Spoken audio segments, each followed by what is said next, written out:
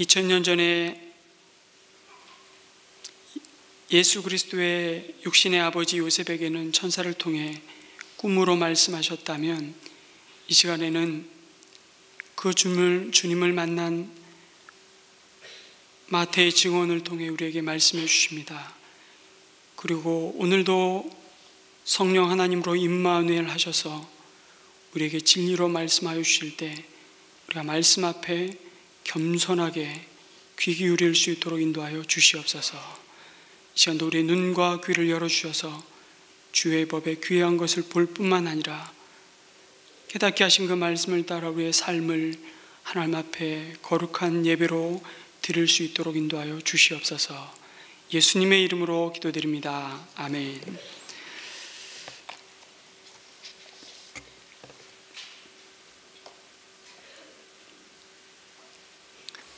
조선 병인 양요 때 프랑스로 약탈됐다가 145년 만에 우리나라로 되돌아온 아주 귀한 역사 기록물이 있습니다. 이것이 바로 외규장각 의궤입니다. 발음이 좀 쉽지 않은데 외규장각 의궤. 의궤는 국가 왕실에 관련된 의례를 비롯해 주요 행사를 치른 뒤에 그 내용을 상세히 정리해 놓은 책을 의궤라고 합니다. 그거를 이제 그림으로도 이렇게 쭉 묘사해 놓기도 하고요. 글로 상세하게 궁중 안에 있었던 굉장히 중요한 의례들을 정리해 놓은 책입니다. 그래서 왕실의 모습을 잘 볼 수 있도록 후대의 사람들이 그 왕실에서 벌어진 일들을 서상히 기록해 놓았습니다. 근데 그 의궤의 내용 중에는 왕자가 태어나던 날 궁궐 사람들이 무슨 일들을 했는지에 대한 흥미로운 기록들도 있습니다. 그런 그림들도 그려져 있고요. 왕비인 중전마마가 아기를 출산할 때가 되면 궁전 안의 사람들이 조심조심 아주 바른 자세로, 정자세로 걸어 다닙니다. 그리고 국내부 여기저기서는 아기 낳을 준비를 하죠. 궁중의 많은 기관들이 분주히 움직이면서 건강과 장수를 기원하고 좋은 음식을 들게 하면서 좋은 음악을 듣도록 하고요. 유모와 보모도 선정하는 모습도 기록되어 있습니다. 또한 내의원에서는 중전마마를 비롯해 왕자의 건강을 위해서 정성 가득한 손으로 약재를 하나하나 준비합니다. 산모인 중전마마는 나쁜 것을 되도록 멀리해야 하기 때문에 낮에는 악사들이 연주하는 아름다운 음악을 듣고요, 밤엔 궁녀들이 들려주는 좋은 글귀들을 들으면서 몸과 마음을 편히 하면서 아기를 만날 준비를 합니다. 드디어 장차 이 나라의 왕이 될 왕자가 탄생하는 날, 궁에서는 정말 커다란 잔치가 벌어집니다. 막 태어난 왕자의 스승을 누굴 삼을지 벌써부터 고민하는 학자들의 모습도 있습니다. 백성들과 그 기쁨을 같이 나누고자 가벼운 죄를 지은 이들을 풀어주고요, 세금을 줄여주는 조치를 합니다. 그리고 태어난 왕자가 백성을 살피고 나라를 키우는 아주 선왕이 되길 기도하는 백성들의 모습을 또 그려 놓았습니다. 이런 모습이 조선시대의 우리나라 궁에서 왕자가 태어날 때 있었던 일들입니다.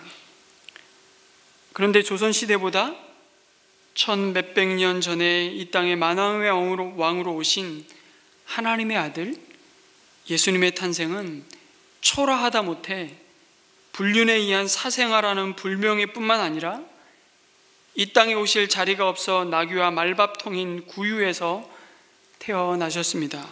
그러더니 살해의 위협 가운데 국경을 넘어 오늘날로 말하면 난민 신세로 쫓겨다니는 모습을 성경은 소상 기록해 주고 있습니다. 난민이죠, 난민. 난민으로 예수님은 이 땅에 오셨습니다. 예수님의 어머니 마리아는 다윗의 자손 요셉이라는 사람과 약혼한 사이였지만 아직 정식 결혼식을 올리지 않은 처녀였습니다. 유대 결혼 예식에는 3가지 과정을 치루었습니다. 첫 번째는 약혼의 과정, 두 번째는 정혼의 과정이고요, 마지막 3번째가 결혼식, 법적입니다.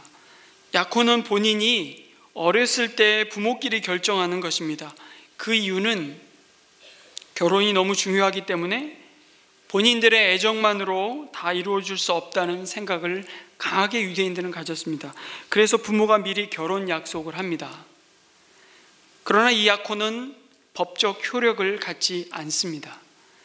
그 다음의 과정인 정혼은 본인의 승낙과 함께 부모의 승낙이 동시에 되는 과정인데요, 이것은 결혼과 똑같은 법적 의미를 가집니다.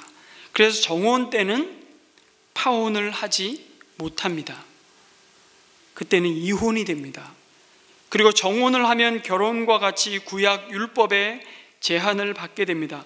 세 번째 과정인 결혼은 정혼 기간이 끝날 때 대략 이 기간을 유대인들은 한 1년 정도로 보냈습니다. 그래서 지참금을 남편 된 신랑이 준비할 수 있는 기간이기도 하고, 신부는 한 가정을 세워갈 아내로서의 준비를 하는 한 1년 정도의 정혼 기간이 끝나면 그 결과로서 하는 예식이 결혼식이었습니다. 요셉과 마리아의 경우는 지금 정혼한 사이입니다.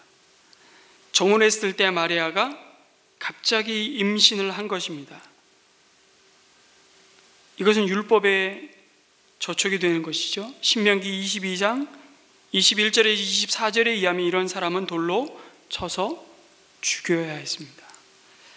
그런데 마리아의 관점에서 예수님의 탄생을 기록한 누가복음에 보면 이런 상황 가운데 놓이게 된 마리아를 향해 하나님은 은혜를 받은 자여라고 말씀하십니다. 뭐라고요? 은혜를 받은 자여.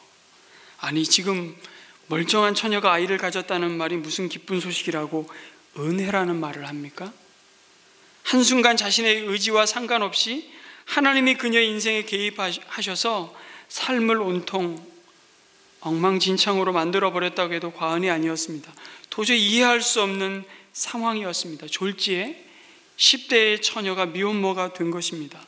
오늘날도 받아들이기 힘든 처지인데 이 당시는 목숨을 잃게 되는 상황입니다. 게다가 그녀의 집안은 어떻게 되겠습니까? 이것은 은혜가 아니라 인간적으로 보면 저주로 여겨질 수도 있는 사건이었습니다. 누가 그녀를 믿어주겠습니까? 자신은 아무 잘못 없다고 아무리 얘기한들 누가 이해할 수 있겠습니까? 변명을 하려 들면 들수록 동정을 얻기는커녕 더 음란하고 파렴치한 여자와 가문으로 낙인이 찍힐 것이 아주 뻔합니다. 지금 이 상황은 오늘 우리가 상상하기 쉽지 않은 아주 끔찍한 결과를 초래할 수 있는 마리아 개인에게 대단히 위험한 상황이었습니다. 여러분, 이 시선을 마리아에서 요셉으로 옮겨 보겠습니다. 특별히 마태는 이러한 마리아의 입장보다 그 남편 될 요셉의 관점에서 이 땅에 오신 하나님의 아들 예수님의 태어나심을 소개해 주고 있습니다. 오늘 말씀해 보니까 중요한 눈에 확 들어오는 구절이 있죠. 마리아의 남편 요셉을 의로운 사람이라고 말씀하십니다. 의로운 자다. 여러분, 의로운 사람이라서 약혼자인 마리아, 사람의 눈으로 보면, 겉으로 드러난 상황으로 보면 부정한 여인일 수밖에 없는 마리아였지만 그녀를 수치스럽게 만들지 않기 위해 가만히 조용히 약혼이 없었던 일인 것처럼 하려고 했다고 말씀합니다. 그러나 유대 문화 속에서 남녀의 약혼은, 특별히 정혼은 명백한 남편의 자격을 가지고 동시에 의무를 이행해야만 하는 것을 뜻합니다. 요셉의 입장에서도 가만히 파혼으로 끝낼 수 있는 상황이 아니었습니다. 우리나라의 유교 문화도 그렇지만 유대인들 역시 명예를 목숨보다 소중히 여기고 수치스러움을 죽기보다 싫어하는 그들에게 지금 이 벌어진 상황은 대단히 위험한 결과를 초래할 수 있었습니다. 그러나 요셉은 의로운 사람이어서 이 일을 조용히 덮고 파혼함으로 마리아에게 살 길을 열어주고자 했다고 말씀합니다. 그런데 좀 요셉의 소개와 요셉의 행동이 이 앞뒤가 뭔가 맞지 않는 것 같아 보이는 것입니다. 여러분, 사실 이래야 의로움을 가지고 있는, 스스로 의롭다고 적어도 말하는 사람들은 이 말이 정서에 안 맞아요. 정서에 맞는 건 이런 겁니다. 요셉이 마리아와 약혼하고 나서 같이 살기 전에, 부부가 관계를 맺기 전에 아기를 잉태한 것을 보고 요셉은 의로운 사람이라서 율법의 말씀대로 이 약혼자를 회당으로 끌고 가 자초지종을 다 듣고 확인하여 율법대로 그녀를 돌로 쳐서 그 가문과 그녀의 죄악을 벌하고 수치를 씻게 만들었다. 이래야 의로운 사람이라는 것입니다.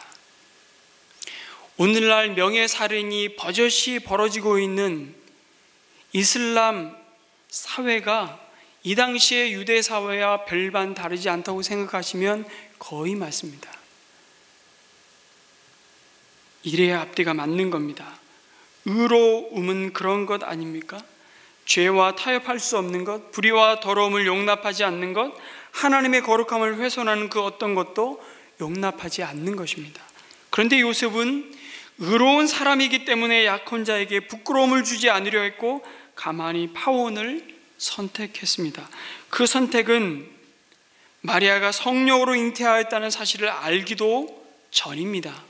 그의 상식, 아니 어떤 인간의 논리와 질서로도 설명될 수 없는 그 잉태를, 그 임신을 생각할 때 약혼자의 부정함을 정당화할 수 있는 근거는 하나도 없었습니다. 명백한 죄에 대해서 요셉이 취한 태도가 그게 무슨 의로움입니까? 악을 악하다고 선을 선하다고 말하는 것이 의로움 아닙니까? 그것이 부정되는 상황이 벌어진 것입니다. 이것이 우리가 생각하는 의로움의 기준입니다. 그 이상의 것을 생각하는 것은 우리의 몫이 아닌 것이죠. 그것이 율법 아래 있는 자의 상식입니다. 율법 아래 있는 자의 상식. 그런데 분명한 것은 요셉의 그런 판단과 결정을 하나님은 의롭다고 말씀하십니다. 도대체 그의 의로움이 담고 있는 요셉의 모습이 뭘까요? 분명한 것은 요셉에게 죄가 전혀 없다는 뜻은 분명 아닐 것입니다.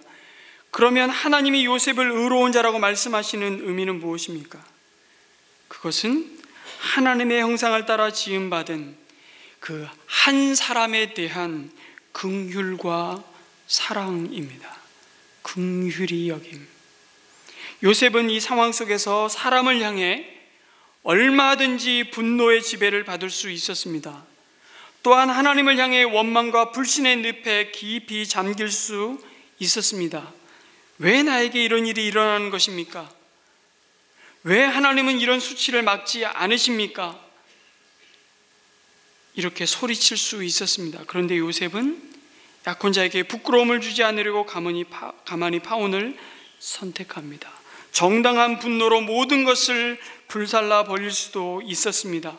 그러나 요셉은 자신을 둘러싸고 일어난 이 삶의 부조리와 배신에 대해 분노와 원망으로 반응하고 그것을 삶의 동기로 삼지 않고 자비와 긍휼을 선택합니다.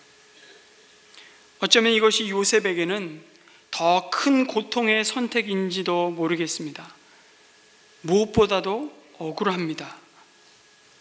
그리고 누군가로부터 파혼에 대해서 무책임하다는 비난과 공격을 받는 처지에 놓이기라도 한다면 요셉이 그것을 감내하기란 죽기보다 싫을 수 있습니다.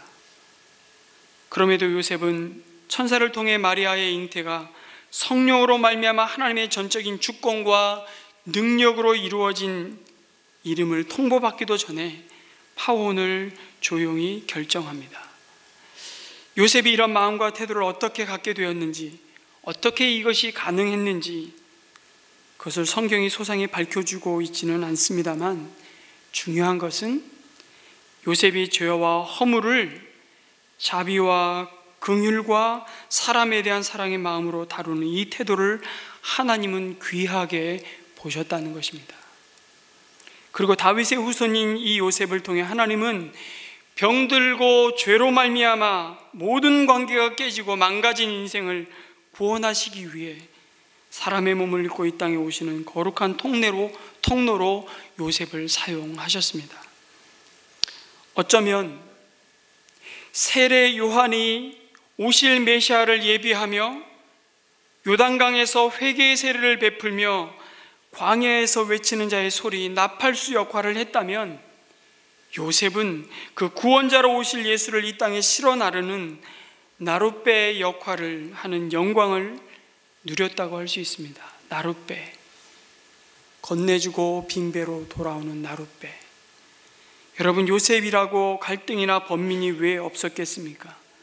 아마도 마리아가 임신한 소식을 듣게 된 이후 그의 마음은 요동쳤을 것입니다. 그의 삶에 찾아온 이 불행한 일들을 앞에 두고 요셉의 마음이 어떠했을지 여러분이 상상할 수 있는 모든 것을 아마 떠올려 보십시오. 그 모든 것이 요셉에게 일어났을 겁니다. 지금 그를 둘러싸고 일어난 상황은 전적으로 그가 선택할 수 있었던 일이 단 하나도 없었습니다. 그러나 여러분 기억하십시오. 그의 안에서, 그의 내면에서 어떤 일이 일어날지는 그가 분명히 선택할 수 있었다는 것입니다. 원망과 저주와 분노와 복수로 그 모든 상황을 불살라 버릴지, 아니면 용서와 자비와 긍휼과 사랑으로서 그 허물을 주님께 내어드릴지 선택하는 것은 그의 몫이었습니다. 그리고 분명한 것은 하나님은 그의 선택을 의롭다고 말씀하셨습니다. 하나님의 구원의 경륜을 천사를 통해 꿈으로 말씀해 주시고 마리아에게 말씀하셨던 것처럼 그의 마음과 생각을 지키시고 인도해 주셨습니다. 그럼에도 불구하고 흔들릴 수밖에 없는 요셉을 하나님은 찾아오셔서 그에게, 의롭다고 말씀하시는 그 요셉에게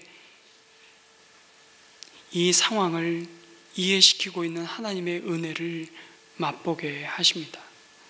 그런데 여러분, 마리아를 아내로 맞아들이라는 이 거룩한 순종의 발걸음을 떼어놓는 자 요셉, 그가 이 모든 상황이 다 이해가 됐을까요? 어떻게 생각하십니까? 꿈 한번 꾸고 나서 모든 것이 명쾌해졌을까요?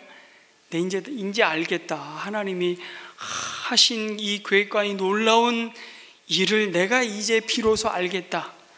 그게 다 이해가 되어서 순종의 자리로 갔을까요? 그건 사람을 잘 모르는 소리입니다. 우린 그런 사람들이 아니에요. 우리는 그러길 원하고 그렇게 되기를 때때로 하나님께 요구합니다. 하나님, 제가 이해되면, 저를 설득해 주시면, 제 인생에 찾아온 이런저런 걸림돌을 제거해 주시면, 하나님 이 문제를 좀 해결해 주시면, 하나님 제 손에 이것만 좀 지워 주신다면 제가 하나님 말씀하신 대로 순종하겠다고 우리는 말합니다. 그러나 인생이 그렇게 풀려가지 않는다는 거예요. 나에게 어쩌다가 이런 일이 일어난 것입니까? 이 사건의 해석이 다 되어서 요셉은 순종한 것이 아닙니다. 근데 우리는 늘 그 순서를 따라 하나님의 뜻을 이루고 싶어 하는 마음이 있어요. 우린 큐티도 그렇게 해요. 하나님의 말씀을 읽습니다. 관찰을 해요. 그리고 관찰을 하다가 그 다음 단계로 넘어가죠. 여기 큐티를 오래 하신 분들은 해석을 합니다. 해석의 단계가 있어요. 이해의 단계죠. 이해가 간 것을 이해한 것만큼 적용합니다. 그렇죠? 이 순서가 이렇잖아요. 관찰, 해석, 적용. 관찰하고 끝나는 분이 절반, 그리고 해석은 그렇게 해도 뭔가를 찾아보고 옆에 글도 읽어보고 해서 이해하려고 애쓰는 사람이 한 80%, 그리고 그것을 가지고 이해한 만큼, 이해한 것만이라도 적용하는 사람은 10%. 그 적용이 결국 우리를 변화시키죠. 예. 그 말씀대로 우리의 몸과 마음이 우리 손과 발이 움직일 때 비로소 그 말씀, 내가 말씀을 읽는 것이 아니라 그 말씀이 나를 읽는 거예요. 나의 삶을 읽고 내 관계를 읽고 내 삶을 조종하고 하나님이 바꾸라고 하시는 그 삶의 영역들을 새롭게 세워가는, 하나님이 본래 창조하시고 만드시고 지으신 질서대로 다시 제자리로 세워가는 그 순서를 우리는 따라서 우리는 말씀을 묵상하잖아요. 근데 여러분, 믿음의 세계는요, 가만히 보니까 이것이 거꾸로 갑니다. 순종이 먼저 오고요, 나중에 이 사건과 이 모순됨과 이 꼬일대로 꼬인 상황이 해석되고 이해가 됩니다. 그 이해가 나중에 와요. 순종이 먼저 와요. 여러분, 이게 믿음의 세계예요. 왜 나에게 이런 일이 벌어집니까? 연초에 세 가정이, 그것도 제가 섬기는 평원에 세 가정이 동시에 장례가 났습니다. 장례 가운데 너무 감당하기 쉽지 않은 힘겨운 장례를 공동체가 함께 위로하면서 이번 한 주간을 보냈는데요, 하나님, 왜 이런 식입니까? 이해가 안 되죠. 그래서 우리는 C.S. 루이스는 이런 고백했어요. 천국에 가서 우리가 내뱉는 천 말이 뭔 줄 아냐? C.S. 루이스는 이렇게 얘기하더라고요. 그랬구나, 그랬었구나 라는 말이래요. 참 공감이 가더라고요. 도무지 이해할 수 없고 이해하고 싶지 않은 이 상황들을 비로소 그때 가서 그랬었구나. 우리가 다 망쳐놓은 것을 하나님이 이 보잘것없는 자의 작은 수고와 섬김과 이 순종을 통해 하나님의 하나님 되심을 나타내시고 구원을 이루셨구나. 그것을 비로소 온전히 경험케 된다는 것입니다. 만약 요셉이 잠에서 깨어 일어나 주님의 천사가 말씀한 대로 마리아를 아내로 맞아들였더라가 아니라 참 그 꿈 개꿈이네, 지금 장난하나? 내가 얼마나 이 약혼이 억울하고 분통이 터지면 내가 이런 쓰잘데기 없는 꿈을 꿨구나, 그렇게 하고 마리아 데려오기를 거부했다면 어떻게 되었을까요? 가정입니다만 하나님은 분명 다윗의 또 다른 자손 가운데 누군가를 통해 그 일을 이루셨을 것입니다. 그러나 요셉은 우리 믿음의 기억 속에 그 흔적을 찾아볼 수 없었겠죠. 요셉은 천사를 통해 말씀하시는 하나님의 마음을 허튼 소리로, 허튼 꿈으로 받지 않고 마리아를 맞아들이는 거룩한 순종의 발걸음을 옮겨 놓습니다. 요셉은 천사의 말을 듣고 난 후 누워있던 그 자리에서 일어나서 바로 마리아를 데리고 온 것으로 보여집니다. 그러나 아직 자기에게 성령으로의 잉태가 이해되지 않았다면서 그것이 이해되고 난 후에 마리아를 데려오든지 말든지 하겠다고 그렇게 말하지 않았습니다. 사실 그는 아무것도 제대로 이해되는 것이 없었을지 모릅니다. 아마 그게 맞는 것 같아요. 오히려 그는 하나님께 항의할 수도 있었을 것입니다. 왜 하나님께서는 조용한 나의 가정에 침범하셔서 모든 미래의 행복을 빼앗아 가시느냐고 항변할 수 있었습니다. 왜 다른 집을 사용하시지 않고 하필 우리 집안이냐고 불평할 수도 있었을 것입니다. 그러나 그는 그런 식으로 반응하지 않았습니다. 바로 그 자리에서 아무런 조건 없이 마리아를 데리고 왔고, 또 마리아가 아이를 낳을 때까지 동침하지 않았다고 분명히 성경이 밝히고 있습니다. 어떻게 그가 여자의 몸 안에 계신 하나님을 이해할 수 있었겠습니까? 그러나 그는 하나님을 이해하려고 하지 않았습니다. 이해해야만 순종하겠다고 버티지 않았습니다. 그냥 하나님의 선한 뜻을 수용하고 믿음으로 그 한 걸음을 믿음으로 떼어 놓았습니다. 요셉은 그에게 익숙한, 아니 그가 당연히 주장할 수 있고 정당하다고 말할 수 있는 그 상식을 초월해서 행하시고 말씀하시는 하나님을 신뢰하였습니다. 다 이해되지 않지만, 온전히 해석되지 않지만 그에게 닥친 풍랑의 사건 속으로 그와 함께 하시는 하나님과 함께 들어갑니다. 이것이 구원의 역사를 여는 위대한 순종이라고 오늘 말씀하십니다. 우리는 하나님의 생각이 내 생각과 다르고 하나님의 길은 내 길과 다르다는 것을 참 힘들지만 인정해야만 하는 때가 있습니다. 만일 우리가 하나님께서 내 생각대로 움직여야 하고 내 방식대로 일하셔야 한다고 생각한다면 우리는 하나님을 믿는 것이 아닐 수도 있습니다. 그러면 도대체 우리가 그 하나님 앞에 할 수 있는 것이 뭐냐고 반문할 것입니다. 그럼에도 내가 선하다고 내가 옳다고 생각하는데 길이 막힐 때 나보다 나를 더 잘 아시며 언제나 오르신 하나님의 뜻이 있다는 것을 인정하고 믿음으로 받아들일 때 하나님은 우리가 상상할 수 없고 측량할 수 없는 방법으로 불의와 죄악으로 가득한 이 땅에 의와 평강과 희락으로 하나님의 나라가 임하는 영광을 맛보게 하실 것입니다. 그것이 바로 임마누엘의 기적입니다. 여러분, 하나님이 사람이 되신다는 것은 우리의 상상을 초월하는, 우리의 감각을 벗어난 전적인 하나님의 주권적인 역사요, 우리가 영원히 이해할 수 없는 신비입니다. 부활이 그런 것처럼 처녀의 몸에 아이를 잉태케 하신 하나님의 능력, 이 신비는 우리가 이해할 수 없습니다. 그런데 여러분, 하늘에 계신 하나님이 이 땅에 사람의 몸을 입고 오시는 과정을 우리는 전능하신 하나님이시니까 뭔들 못하겠어, 또한 그렇게 쉽게 바라보아서도 안 됩니다. 그 과정에서 우리가 주목해야 할 것이 있다면 하나님은 마리아의 믿음을 통해서 일하셨다는 것입니다. 하나님이 가브리엘 천사를 통해 내 몸에서 구원자가 성령으로 잉태되어 태어나실 것을 말씀하여 주실 때 마리아는 이렇게 하나님 앞에 고백합니다. 주여, 나는 주의 계집종이오니 주의 말씀대로 하옵소서.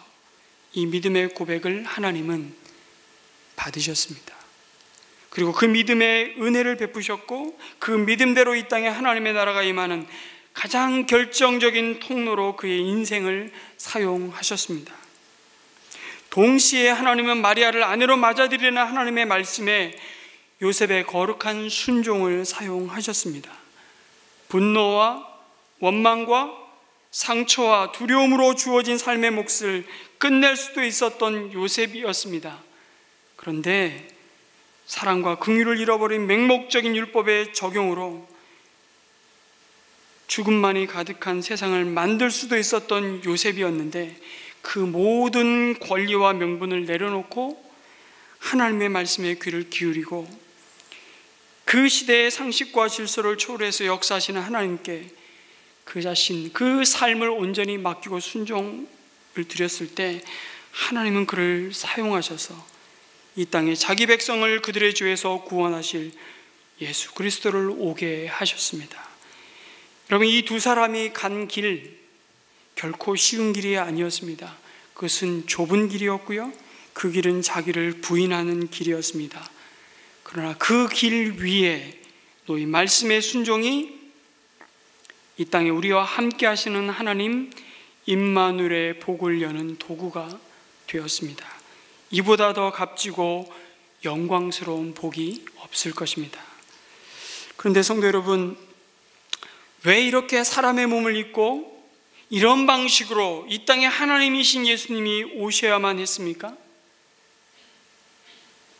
그것이 하나님이 예수라는 이름으로 자신을 드러내신 내용입니다. 그가 자기 백성을 그들의 죄에서 구원하시기 위해서죠. 바로 예수 그리스도의 오심의 이 목적과 이 이유를 우리가 잊어버리고 놓친다면, 여러분, 요셉의 의로움이 어떻고 마리아의 순종과 믿음이 어떻고 예수님을 경배하기 위해 동방에서부터 별을 보고 박사들이 경배하기 위해 왔는데, 그들이 예수님께 예물을 못 얻어드리고 이것이 무엇을 의미하는지 이해해봐야 아무 소용이 없는 일이 되고 말 것입니다. 헤로드 왕은 자기가 이스라엘의 왕인데, 왕이 태어났다고 그를 경배하기 위해 왔다고 말하는 이 자들이 도대체 누군지 그것을 캐묻고 자신의 자리가 위태로워질까 봐 율법사들을 동원해서 베들레헴 인근의 영아들을 대량 학살하는 참극을 벌이는 그 이유가 도대체 뭔지, 왜 요셉은 이 아기를 지키고 보호하기 위해 애굽으로 피난을 갔다가 또 어쩌다가 갈릴리 나사렛 동네에 가서 숨죽은 듯이 살아야만 하는지, 이번 주에 우리가 묵상한 내용들입니다. 왜 세례 요한은 예루살렘을 비롯한 허다한 유대 땅의 사람들이 그에게 세례를 받고자 나오는 그 유명세를 받고도 광야에서 외로이 낙타 털옷을 걸치고 메뚜기와 꿀을 먹고 광야에서 외치는 소리로 파묻혀 살아야 되는지, 예수님의 태어나심과 관련된 이 모든 사건들이 도대체 무슨 의미가 있는지 우리가 속속들이 다 이해해 봐야 그들을 자기 죄에서 구원하시기 위해 이 땅에 오신 예수님을 만나지 못한다면 아무런 의미가 없는 일이 된다는 것입니다. 왜냐하면 이 모든 일들은 이 한 가지 이유 때문에, 이 한 가지 목적을 위해서 이루어진 일들이기 때문에 그렇습니다. 바로 자기 백성을 그들의 죄에서 구원하시기 위한 하나님의 뜻을 이루기 위한 것입니다. 여러분, 임마누엘, 하나님이 우리와 함께 하시는 이유가 무엇입니까? 우리가 잃어버린 참된 행복과 기쁨과 평안을 다시 회복해 주시기 위해서입니다. 그런데 여러분, 그것은 그 모든 것을 빼앗아간 근본 원인인 죄의 문제를 해결하지 않고서는 이루어질 수 없다는 사실을 동시에 말씀해 주시는 것입니다. 그 죄가 하나님과 우리 사이를 갈라놓았고 하나님으로부터 오는 모든 생명의 복들을 차단해 버렸습니다. 죄가 무엇이기 때문입니까? 나는 하나님 필요 없고 내가 하나님 되어 살겠다는 교만이 죄이기 때문에 그렇습니다. 그래서 임마누엘의 하나님은 필연적으로 죄를 이기는 하나님의 임재와 관련이 있습니다. 죄가 하나님을 떠난 모든 인간의 문제를 불러온 원인이기 때문에 임마누엘로 우리와 함께 하시는 하나님은 그 죄로부터, 그 죄가 가져온 죽음의 모든 고통과 속박으로부터 우리를 자유케 하시는 구원의 하나님으로 우리와 함께 하시는 것을 말하고 있습니다. 그게 임마누엘입니다. 여러분, 마태복음을 기록한 사람이 누구죠?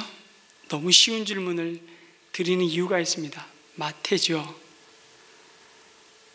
임마누엘의 하나님으로 자기와 함께 하시겠다고 약속하시는 임마누엘로 오신 예수님을 만났을 때를 여러분 상상해 보십시오. 마태의 직업이 뭡니까? 세리였습니다. 유대인들에게 세리와 함께 하시는 하나님은 상상하고 싶지 않은, 아니 상상조차 하기 싫은 하나님입니다. 마태복음이 아니라 니고데모 복음이었으면 어땠을까? 차라리 그나마 예수님의 시신을 자기 새 무덤에 옮겼던 아리마대 요셉이 차라리 예수님의 복음서를 썼으면 그나마 유대인들에게 더 어필했을 텐데, 아니 좀 전에 얘기했던 그 허다한, 심지어 바리새인과 서기관들조차 저 사람은 정말 하나님의 사람이다라고 부복하며 엎드리며 세례받고자 나왔던 세례 요한이 이 예수님의 복음을 썼으면 차라리 낫지 않았을까? 여러분 그런 생각 안 해보셨어요? 저는 말씀 묵상하다 문득 그런 생각이 들더라고요. 임마누엘의 하나님, 하나님이 우리와 함께 하신 하나님을 소개하는데 그 사람이 하필이면 세리야. 그럼 그 말 믿고 싶으실까요? 이완용이 우리나라의 역사를 썼어요. 국정교과서, 누구나 다 배워야 하는 국정교과서, 국사교과서를 썼다고 생각해 보세요. 이게 구원의 문제는 아니지만 여러분 그 책 자녀들에게 읽히고 싶으세요? 대답이 없으신 거 보니까 모르지 뭐. 저는 안 읽히고 싶을 것 같아요. 근데 그것과 비교할 수 없는 지금 일이 벌어진 거예요. 로마의 식민지로 전락한 이스라엘 사람들을 괴롭힌 것은요, 이방인의 지배를 받는다는 그 민족적인 굴욕감, 자기들을 지켜줄 힘이 없어 보이는 하나님에 대한 원망과 상실감만이 있었던 것은 아니었습니다. 무엇보다 그들을 괴롭힌 것은 실제적인 가혹한 피지배 민족들에게 가해지는 수탈이었어요. 우리 일제시대에 우리가 너무 강제징용을 당하고 이 땅의 모든 자원이 다 수탈되었을 때 우리 민족이 받았던 상처와 아픔과 고통을 지금까지도 우리는 갖고 있잖아요. 그것 때문에 지금도 일본과의 관계는 너무 힘들어요. 그것을 인정하지 않는, 오히려 우리나라의 근대화를 앞당겼던 역할을 했다고 그렇게 의시되면서 자랑하고 자신들이 수탈해간 그 치욕의 역사를 지금도 되풀이하고는 일본과의 관계는 참 힘듭니다. 그래서 일본으로 선교사 가는 분들은 이중의 고통을 겪어요. 왜 하필이면 일본이냐? 하고 많은 나라 중에. 내 아는 분은 일본어를 너무너무 잘하세요. 근데 일본어를 입 밖에도 꺼내지 않으시고요. 서울대학에 요즘 일본어과가 있습니까? 제가 알기로는 한때 제 상식으로는 서울대학에는 일본어과가 없었어요. 맞나요? 그 정도로 자존심이 상하는 거죠. 국립대학으로서. 여러분, 유대민족에게는 이 세리가 어떤 사람이었습니까? 그 수탈을 책임지고 수행했던 사람들이 세리들이었습니다. 어느 기록들의 글에 보니까 로마는 관료들을 보내 식민지 백성들로부터 무거운 세금을 거뒀는데 토지세와 인두세는 사내들인에 위탁해서 징수했고요, 통행세와 관세는 세리들을 통해 거두었습니다. 그런데 로마는 입찰을 통해 최고액을 제시한 세리장들에게 관할 지역의 징수를 통째로 맡겼습니다. 그리고 세리장들은 세리들을 고용했죠. 그래서 도로와 강과 성문 곁에서 통행세와 관세를 거두었습니다. 법적 관세율이 정해져 있습니다. 그 당시에도 2.5%였다고 합니다. 2.5%. 높지 않죠, 관세 치고는. 근데 규정대로 시행되는 경우가 많지 않았습니다. 입찰을 받기 위해 많은 금액을 써낸 세리장들은 자기들의 이익까지 확보해야 했기 때문에 세리들을 통해 터무니없이 많은 세금을 거두었습니다. 그들은 허락받은 강도와 다를 바 없었습니다. 이런 상황이었으니까 세리가 사람들의 증오의 표적이 되는 것은 어쩌면 당연한 일이었는지도 모르겠습니다. 그런데 왜 사람들은 그런 증오를 무릅쓰고 동족의 피를 빨아먹는 세리가 되었던 것일까요? 돈 욕심 때문이라고 말하면 참 쉽고 간편하긴 하지만 세상이 그렇게 단순하지만은 않습니다. 세리가 세리를 직업으로 선택하게 된 사연도 어마어마하게 다양했을 것입니다.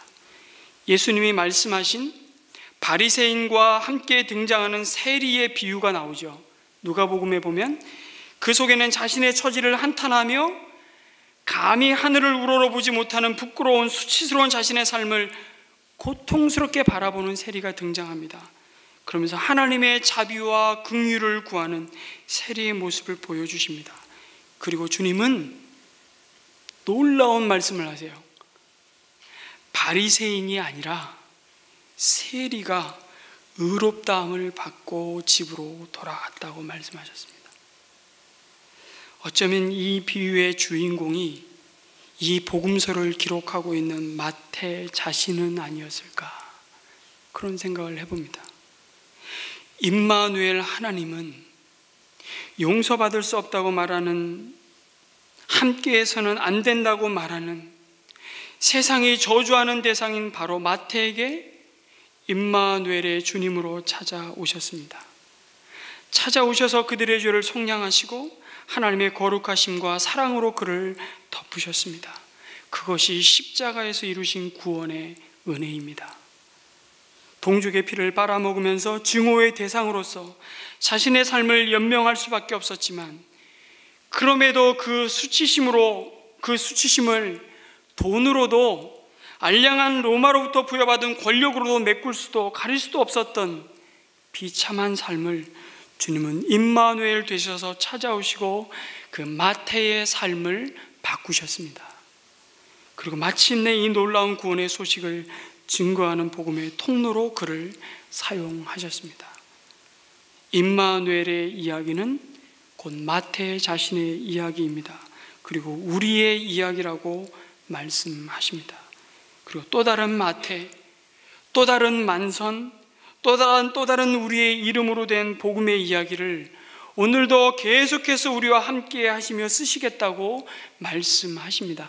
그것이 임마누엘, 우리와 함께 하시는 하나님이 오늘도 우리 가운데 행하시는 일입니다. 임마누엘, 하나님이 함께 하시는 그곳에 죄의 어두움이 떠나갑니다. 임마누엘의 하나님이 함께 하시는 그곳에 죄가 가져온 온갖 불의와 미움과 다툼과 원망과 시비가 털을 잡을 수 없습니다. 임마누엘의 하나님이 우리로 하여금 모든 무거운 것과 얽매이기 쉬운 죄를 벗어버리고 인내로서 우리 앞에 당한 믿음의 경주를 싱싱하게 달려가도록 우리를 붙드시고 지키시고 인도하신다고 약속하십니다. 이 땅에 악의 몸으로 오신 예수님은 십자가에서 죄가 가져온 죽음의 권세를 깨뜨리시고 부활하셨습니다. 그리고 다시 오심을 약속하시며 승천하시기 전에 제자들에게 말씀하셨습니다. 마태는 복음서를 끝내며 마태복음 28장 마지막 구절에 이렇게 증거합니다. 볼지어다 내가 세상 끝날까지 너희와 항상 함께 있으리라. 이 약속보다 더 좋은 축복이 어디 있겠습니까? 이 축복의 약속과 함께 제자들에게 가장 거룩하고 가장 위대한 사명을 맡기셨습니다. 그러므로 너희는 가서 모든 민족을 제자로 삼아 아버지, 아들과 성령의 이름으로 세례를 베풀고 내가 너희에게 분부한 모든 것을 가르쳐 지키게 하라. 이 사명이 끝나는 날 우리는 언제나 함께 하셨던 주님을 얼굴과 얼굴을 맞대어 보게 될 것입니다. 지난 주간 25살의 김혜린, 우리 공동체의 딸 혜린 양의 마지막 임종을 지켜보았고, 그리고 하루하루 쇠잔해가는 육체의 연약함과 싸우며 고통 가운데 신음하는 모습 가운데서도 가족들과 여러 증인들 앞에서 담대하게 확신을 가지고 큰 소리로 외쳤던 그의 고백을 들었습니다. 산소 호흡기를 끼고 숨조차 쉬기 어려운, 가늠하기 어려운 그 상황에서 아빠인 김성일 장로님이 장례 마지막 발인 예배를 드리고 인사하며 놀라운 고백을 나누어 주셨습니다. 마치 사자가 포효하듯이 혜린이가 하나님, 저는 하나님을 믿습니다. 저는 구원의 확신이 있습니다. 저는 하나님이 계셔서 마음이 편합니다. 그 병상에서 사자같이 외치고 더 이상 말을 잇지 못할 임종 예배 가운데 그가 이 땅에 있는 동안 가장 좋아했던 찬양을 함께 불렀습니다. 제가 마지막 임종 예배를 집례하면서 혜린 양이 가장 평소에 좋아했던 찬양이 뭔지를 몰랐는데 권사님이 이 찬양이 혜린이가 너무 좋아했던 찬양입니다. 그리고 귀에 대고 그 찬양을 계속 틀어주고 계셨어요. 마지막 임종 예배 때 그 찬양을 같이 불렀습니다. 그 찬양은 빛의 사자들이여 어서 가서 어둠을 물리치고 주의 진리 모르는 백성에게 복음의 빛 비춰라. 이 찬양을 함께 부르면서 하나님께서 우리에게 이런 마음을 주셨습니다. 혜린 자매의 삶은 목적이 분명했구나. 우리 인생의 항해의 선장이 되셔서 복음의 영광스러운 빛을 드러내는 삶만이, 그 삶만이 진정 가장 복된 것이라는 믿음을 너무나 분명히 보여주고 그 사명을 따라 살았구나. 동시에 이 땅에 남겨진 우리를 향해서도 표대 되신 예수 그리스도를 바라보고 흔들리지 말고 이 믿음의 경주를 잘 달려가시다가 곧 만나요. 그렇게 말하고 있는 그의 마지막 호흡을 통해 우리에게 그렇게 말해주고 있는 혜린이의 모습을 사자와 같이 포효하는 그 고백을 한 뒤에 그날 밤 하나님은 데려가셨습니다. 사명을 다했구나. 오래 살아서 사명을 다하는 게 축복이 아니고 언제 우리를 부르실지 모르지만 부르시는 그 자리에서 우리의 삶이 가야 할 분명한 목표를 붙잡고 오늘도 나와 함께 하셔서 어떤 상황 속에서도 나를 통해 주신 이 가장 고상한 십자가의 복음의 증인의 삶을 다하다가 주님 부르실 때 영광 가운데 오라고 우리 가운데 이 장로를 통해서 우리는 위로하러 갔다가 하나님의 위로하심과 하나님의 은혜를 경험하고 돌아왔습니다. 장례가 이렇게 복될 수도 있구나. 슬픈 장례, 생각하고 싶지 않은 장례, 빨리 끝내고 싶은 장례가 아니라 정말 복된 장례, 우리의 죽음을 통해서도 우리의 마지막 사명을 선포하고 고백하고 의의 면류관을 예비하신 주님을 바라보고 달려간 그 장례가 우리 공동체에 주신 하나님의 임마누엘의 메시지였다는 사실을 고백하게 됩니다. 혜린이가 가족들 앞에서 그리고 우리 모두 앞에서 하나님의 행하신 구원에 대한 증인의 사명을 다하고 떠난, 그리고 혜린이가 이런 고백을 할 수 있었던 것은 하나님이 혜린이와 함께 하셨기 때문입니다. 동일하게 임마누엘의 하나님이 오늘도 이 예배 자리에 있는 우리로 하여금 죄를 이기고 죽음의 권세를 깨뜨리시고 부활하신 영광의 주님을 담대히 증거하는 사명자의 길을 가도록 우리를 돌보시고 지키시고 인도하시겠다고 말씀하십니다. 이 약속을 붙들고 또 한 주간, 또 올 한 해를 주님과 거룩한 동행을 하시는 저와 여러분이 되시기를 주님의 이름으로 축원합니다. 아멘.